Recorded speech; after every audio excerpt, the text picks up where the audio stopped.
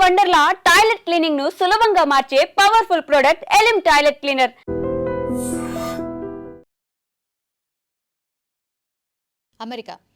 అమెరికాలో మన వాళ్ళు చాలామంది విద్యార్థులు చదువుకోవడానికని వెళ్ళిండ్రు, అట్లాగే ఉద్యోగాలు కూడా చేస్తున్నారు. అండ్ చాలామంది కూడా ఇప్పటికే అమెరికాలో మంచి పొజిషన్లో కూడా ఉన్నారు, సెటిల్ అయిపోయినరు అమెరికాలో. ఇది చాలా వరకైతే మంచిగా సంతోషకరమైన వార్తలాగానే అనిపిస్తుంది మనకి. అట్లాగే ఇప్పుడు అమెరికాలో ఎట్లాంటి పరిస్థితి ఉన్నదో మనందరికీ తెలిసిందే. ఉద్యోగాలు లేవు, పార్ట్ టైం జాబ్స్ చేసుకోవడానికి లేదు. అట్లాగే అమెరికాలో ఎవరైతే విద్యార్థులు ఉన్నారో లోన్ తీసుకొని జనరల్లీ పోతూ ఉంటారు, స్టడీ లోన్ తీసుకొని పోతూ ఉంటారు. ఇప్పుడు జాబ్స్ లేవు, చాలా వరకు లే ఆఫ్స్ కూడా అయిపోతున్నాయి. అస్సలు ఘోరమైన పరిస్థితి ఉన్నది అమెరికాలో. ఇది అందరికీ తెలిసిన విషయమే. ఇక్కడ నుంచి తల్లిదండ్రులు పాపం వాళ్ళ పిల్లలకి పంపిస్తున్నారట లోను ఒకవైపు, మళ్ళా వాళ్ళు అక్కడ ఉండాలంటే ఖచ్చితంగా ఈ నుంచి మళ్ళీ అప్పసొప్పో చేసి పంపిస్తున్నటువంటి పరిస్థితి. ఇట్లాంటి పరిస్థితుల్లో మన విద్యార్థులు ఎంత జాగ్రత్తగా ఉండాలి, ఎంత మంచిగా ఉండాలి.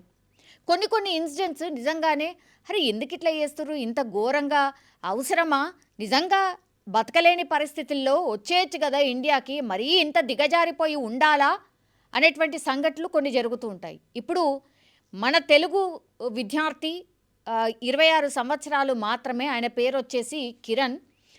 సో అతను మొన్న రీసెంట్లీ ఒక 4-5 రోజుల క్రితమట జలసాలకు అలవాటు పడిపోయిండు. ఇప్పుడున్నటువంటి పరిస్థితుల్లో జాబ్స్ కూడా అక్కడ లేవు, జాబ్స్ దొరుకుతలేవు. సో బతకడం చాలా కష్టమైపోయింది. అమెరికా అంటే చాలా కాస్ట్లీ లైఫ్ ఇంకోటి.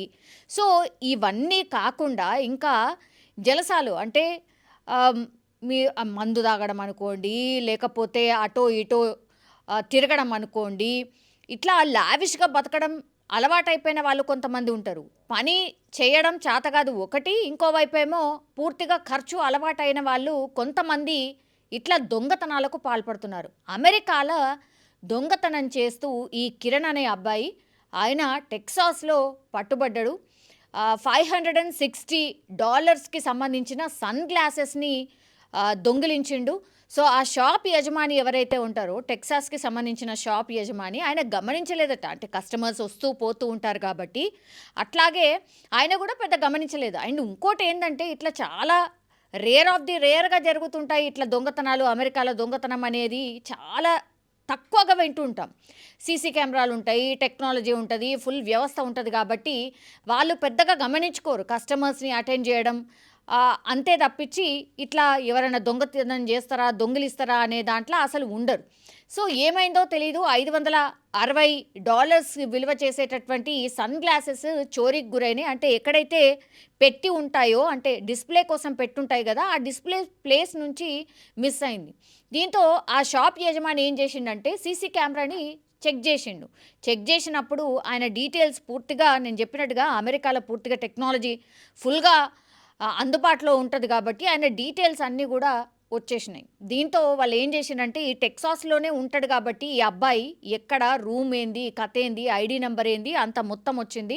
ఆయన చిట్టా మొత్తం వచ్చిన తర్వాత ఆయన ఎక్కడైతే ఉంటాడో అక్కడికి పోయి ఆయనను బేడీలేసి అరెస్ట్ చేసిన పరిస్థితి కనిపిస్తోంది. ఇది కొత్తగా కాదు, గతంలో కూడా ఇట్లా కొంతమంది మన ఇండియన్స్ అనుకోండి, ఆర్ తెలుగు విద్యార్థులు అనుకోండి, కొంతమంది ఇట్లా దొంగతనం చేస్తూ కూడా పట్టుబడ్డ సందర్భాలు కూడా ఉన్నాయి. అప్పుడు కూడా మేము వార్న్ చేసినాం, అయినా సరే ఇట్లాంటి ఘటనలు జరుగుతున్నాయి. అసలు మీ వీసానే క్యాన్సిల్ అవుతుంది, మళ్ళీ అమెరికాలో కూడా అడుగు పెట్టలేరు మీరు, ఇది తప్పు అని ఎన్నిసార్లు వార్న్ చేసి వదిలేసినా సరే ఇగో ఇట్లాంటి ఇన్సిడెంట్స్ జరుగుతున్నాయి అన్నటువంటి మాట అక్కడ ఉన్నటువంటి పోలీస్ సిబ్బంది అయితే చెప్తున్నారు. నిజంగా మనము అక్కడికి ఎందుకు పోతాం, జనరలీ అయితే అమెరికాకి ఎందుకు పోతారంటే నిజం చెప్పాలంటే కూడా స్టడీ పర్పస్ ఫస్ట్, అదొక రీజన్. కానీ అక్కడ ఒక్కసారి సెట్ అయితే మాత్రం ఇక లైఫ్ సెట్ అవుతుంది. ఎందుకంటే మన రూపాయికి అక్కడ డాలర్కి చాలా అంటే చాలా తేడా ఉంటుంది. చిన్నగా ఏ పని చేసుకున్నా సరే ఈడ మనం పని చేసేది చాలా నామోషిగా ఉంటుంది. కానీ అంటే పెట్రోల్ బంక్లో మనోళ్ళు ఎవరైనా పని చేస్తారా, అసలు పని చేయరు. ఇంకా సూపర్ మార్కెట్లలో పని చేస్తారా, పని చేయరు. ఇంకా కూడా వేరే పనులు మనందరికీ తెలుసు, అవి ఏ పనులు ఉంటాయో కూడా మనందరికీ తెలుసు. సో అట్లాంటి పనులు ఇక్కడ చేయలేం కాబట్టే దేశం పోయి అక్కడ స్టడీస్, ఆ తర్వాత వాళ్ళు చదువుకున్న దాన్ని బట్టి జాబ్ వస్తే ఓకే, లేదంటే ఇట్లా ఈ పనులు చేసుకొని కూడా పార్ట్ టైం చేసుకొని కూడా బతకొచ్చు, సంపాదించవచ్చు. అందుకే కదా అమెరికాకు వలస వెళ్తారు చాలామంది.